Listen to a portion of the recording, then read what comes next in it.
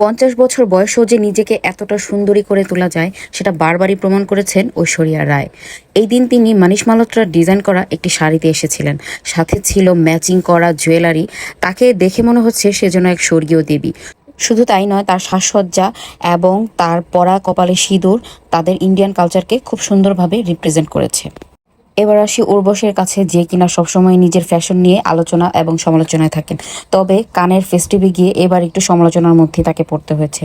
এত কোটি টাকার ড্রেস পরেও তার ড্রেসটা কিনা ছেঁড়া, এটা নিয়ে নেটিজনরা করছে নানান রকম মন্তব্য। 50 বছরের কারণ জোহর নিজের অনেকটা ওজন কমিয়ে কানের ফেস্টিভে নিজের একটা অন্যরকম লুক তুলে ধরেন। তাকে কেমন লেগেছে আপনারাই জানান। সর্বশেষ আসি জাহ্নবী কাপুরের কাছে, যে কিনা একদম মহারানী সেজে এসেছিলেন। যদিও তাকে সবসময় তার মায়ের সাথে কম্পেয়ার করা হয়, তবে তাকে কিন্তু কোনো অংশেই তার মার চাইতে কম সুন্দর লাগেনি। সো ভিউয়ার্স, রেড কার্পেটে কাকে সবচাইতে বেশি সুন্দর লেগেছে আপনার কমেন্টের আশায় থাকবো। Thanks for watching.